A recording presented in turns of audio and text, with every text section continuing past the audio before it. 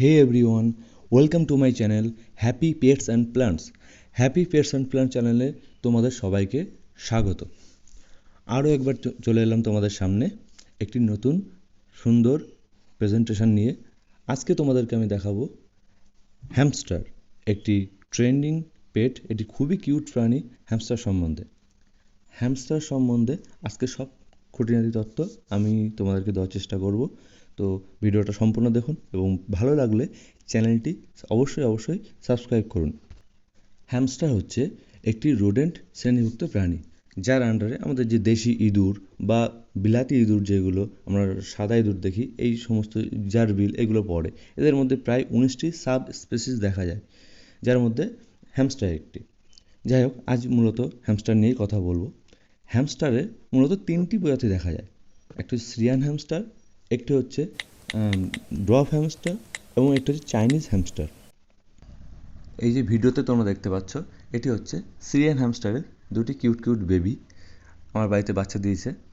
ওর মা 6টা বাচ্চা দিয়েছিল মূলত, তার মধ্যে থেকে বিভিন্ন কারণে মারা গিয়েছে 4টা বাচ্চা।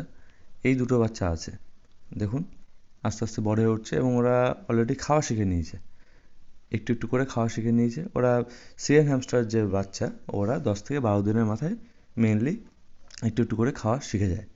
মায়ের দুধ চলতে থাকে, তার সাথে ওরা খাওয়া ধরে নেয় এবং ওরা মূলত 1 থেকে 1.5 মাসের মধ্যে ওরা ম্যাচিওর হয়ে যায় এবং বাচ্চা দেওয়ার ক্ষমতা রাখে। কিন্তু আমি বলবো সেটা আনএথিক্যাল ব্রিডিং, সেটা করা উচিত না।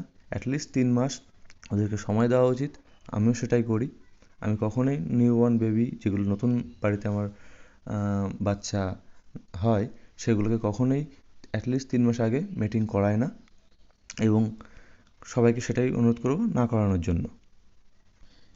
এই যে আমার কিছু বাচ্চা মারা গেল, এগুলোর পেছনে কিছু ভুল ত্রুটি, কিছু অসাবধানতা আছে, যেগুলো সম্বন্ধে আমি তোমাদেরকে পরে জানাবো।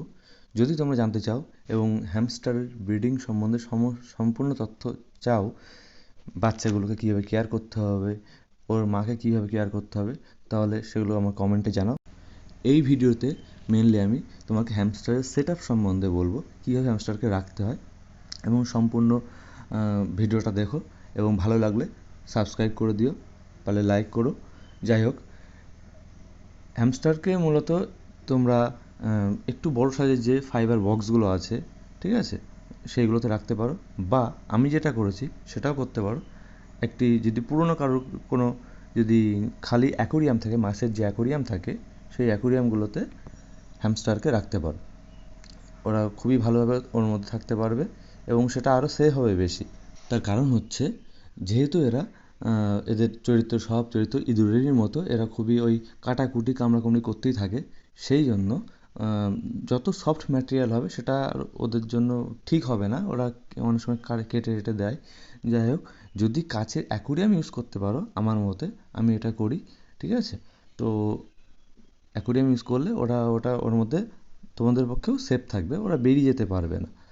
আর নিউবর্ন বেবি একটু বড় হলে, যেমন আমি দেখতে পাচ্ছি এখানে, ও বেবিগুলোকে আলাদা করে মানে মার কাছেই থাকে, কিন্তু যেহেতু বড় হওয়ার সাথে সাথে এদের মধ্যে অ্যাগ্রেসিভনেস বাড়তে থাকে এবং এরা একে অপরের সাথে মারামারি করতে থাকে। সেই জন্য 15 থেকে 20 দিনের মাথায় একটু ম্যাচিওর হয়ে গেলে এদেরকে আলাদা করে দেওয়াই ভালো। এরপর যে গুরুত্বপূর্ণ বিষয়, সেটা হচ্ছে ওদের বেডিং। তার কারণ যেহেতু রোডেন্ট ফ্যামিলির অন্তর্গত, সেই জন্য ওদেরকে ফ্ল্যাট জায়গা বা নর্মাল এমনি প্লেন সারফেসে রাখতে পারবে না। তার কারণ ওদের ইউরিনের জন্য এবং পটির জন্য বিভিন্ন ডিজিজ তৈরি হতে পারে, তার জন্য ওদেরকে বেডিং দিতে হয়। বেডিং হিসেবে অনলাইনে পাওয়া যায়, তোমরা সেটা কিনতে পারো। আর তা না হলে আমি যেটা ইউজ করি, অনেকে বিচালি, যেটা কুচো বিচালি, এটাও ইউজ করা যেতে পারে। তা নাহলে আমি এটা ইউজ করি, সেটা হচ্ছে থার্মোকল। যে কোনো রকমের থার্মোকল, যে মোটা থার্মোকল হলেও হবে, ওদের দিয়ে দিলে ওরা নিজেদের মতো বেডিং কুচি তৈরি করে নেয়। যাই হোক, এই ভিডিওতে এই পর্যন্তই। আরও কিছু এদের সম্বন্ধে ইম্পর্টেন্ট টিপস জানতে এবং এদের ব্রিডিং এবং আরও কেয়ার টিপস জানতে চ্যানেলটিকে সাবস্ক্রাইব করো এবং দেখা হচ্ছে পরের ভিডিওতে।